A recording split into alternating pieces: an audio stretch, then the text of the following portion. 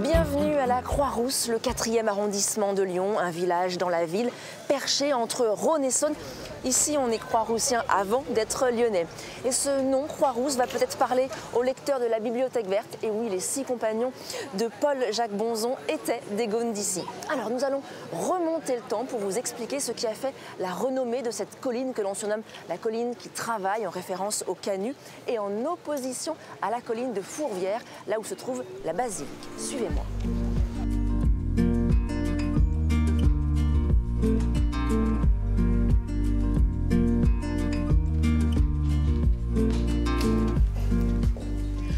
Bonjour Philibert Varenne.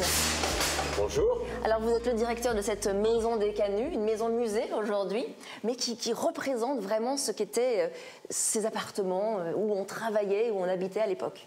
Effectivement, c'était des lieux de vie et des lieux de travail, puisque les Canuts, qui sont propriétaires de leur métier à tisser, eh bien, installaient les métiers dans leur appartement. Et alors ces appartements sont vraiment traditionnels, ils sont hauts pour rentrer une telle machine. Alors ils sont assez typiques, puisque effectivement, on a le métier à tisser plus la mécanique jacquard, ça fait 4 mètres, et donc on va construire des immeubles spécialement pour accueillir les métiers à mécanique jacquard, étant entendu qu'il y en a à tous les étages, donc ce sont des immeubles de 4-5 étages. Des immeubles usinés. Alors l'architecture est vraiment traditionnelle, elle aussi, on parle d'architecture canuse. Absolument, donc on le voit très très bien sur l'immeuble qui est en face de nous, avec ses fenêtres très hautes, très proches les unes des autres, il n'y a pas la place pour mettre des volets, il n'y a pas de garde-corps, il n'y a pas de grande porte, il n'y a pas de décoration. Sans fioriture, sobre. Et alors ces Canuts, qui étaient-ils ? Bien, le vrai nom des Canuts, ce sont des maîtres ouvriers tisseurs de fils d'or, d'argent et de soie, ce qui signifie que pour avoir un brevet de maîtrise, par exemple, il faut faire 5 ans d'apprentissage, 5 ans de compagnonnage, et le travail est tellement complexe, on sait que ce sont aussi des gens qui sont éduqués. Ils n'étaient pas simples ouvriers. Est-ce que c'était des hommes et des femmes qui travaillaient ou seulement les hommes ? Non, les femmes aussi travaillent. Bien. Depuis 1783, les femmes peuvent être chefs d'atelier. Le Canut travaille avec sa femme ou la Canuse travaille avec son mari. Et donc ils travaillaient sur ce fameux métier qu'on appelle le métier jacquard, c'est ça ? C'est le métier jacquard, hein, donc vous voyez, on a bien 2 parties distinctes, le métier lui-même et au-dessus la mécanique jacquard inventée par Jacquard au début du 19e. Il fonctionne ? Bien sûr. Allez, montrez-nous.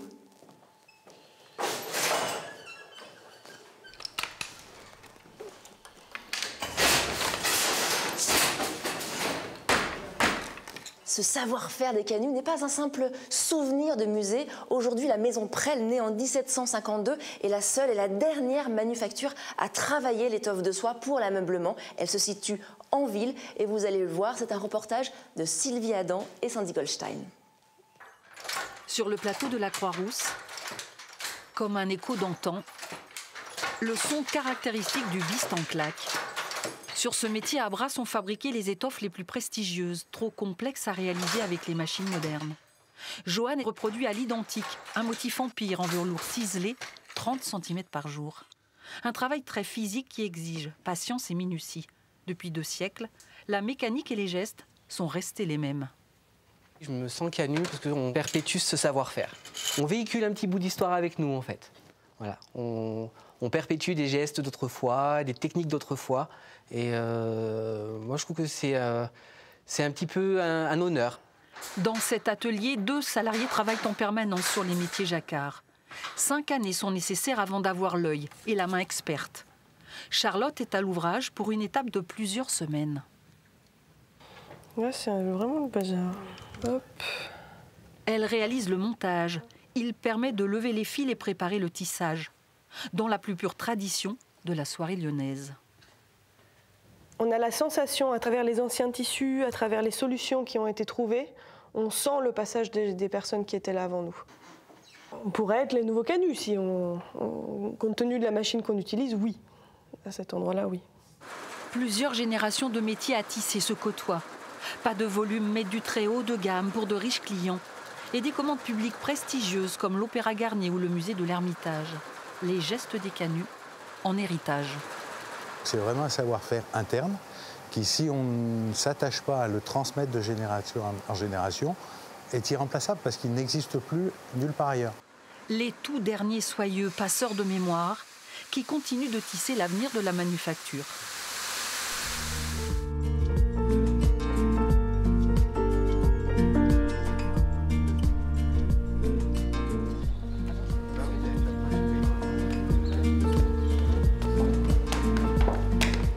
Alors Philibert, nous sommes en haut d'une colline et il faut bien que les canuts descendent de leurs travaux. Donc on va donc emprunter ces fameuses traboules. Et oui, ces traboules qui sont donc des passages à travers les immeubles. Traboule, c'est deux mots latins, trans, emboulare, qui veut dire passer à travers. Alors allons-y. Ça leur permettait quoi? De gagner du temps, d'aller plus directement d'un point à un autre? C'est-à-dire qu'on est sur une colline, comme vous l'avez dit, et une colline, quand on la monte ou qu'on la descend, on fait des lacets. Alors que là, ces passages, ça permet d'aller tout droit et d'éviter de faire le tour du pâté de maison. C'est ça l'intérêt. Alors nous nous trouvons devant une superbe cour, dite la cour des Voraces. Qui étaient-ils ces Voraces? Les Voraces, c'était une société secrète qui réunissait notamment des canuts à une époque où le droit d'association n'existait pas.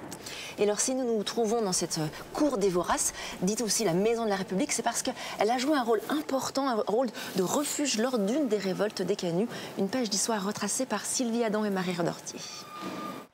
21 novembre 1831, des milliers de canuts en armes convergent des communes de la Croix-Rousse, de la Guillotière et du quartier Saint-Georges pour prendre le contrôle de la ville. Chefs d'atelier et compagnons de Soieries vivent une période de récession. Les négociants n'acceptent plus de payer les tarifs qu'ils s'étaient engagés à régler lors de négociations.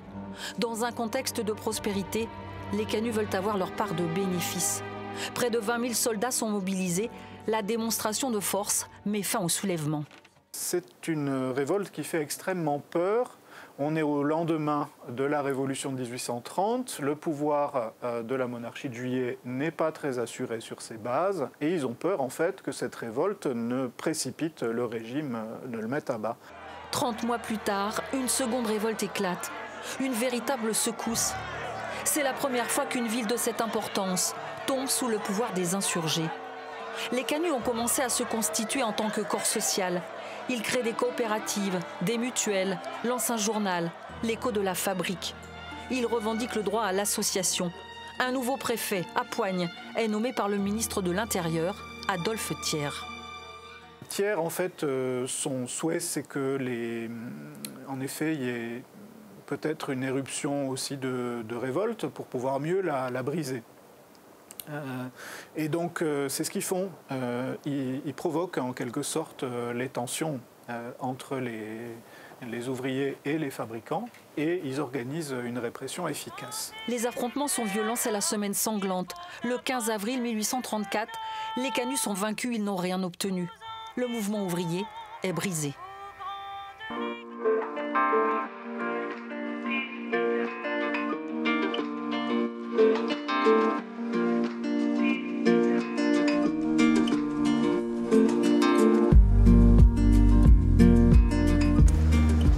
Philibert, changement de décor, nous voilà en bas des pentes de la Croix-Rousse. Les quais sont tout proches, juste derrière ces immeubles. C'était un point de rendez-vous pour les canuts ici. Oui, c'est l'endroit où les canuts venaient livrer leurs pièces de tissu. C'est le quartier des Soyeux, qui est bien illustré par cet immeuble bâti par Claude-Joseph Bonnet. On voit ses initiales, qui est un des Soyeux qui a industrialisé le tissage de la soie au 19e. Et alors le tissage de la soie est resté jusqu'à quand à Lyon? Jusque dans les années 1970, mais attention, il n'a pas disparu. Il a juste été délocalisé, il a quitté la ville, mais il est encore bien présent. Eh bien, merci beaucoup Philibert Varenne d'avoir été avec nous.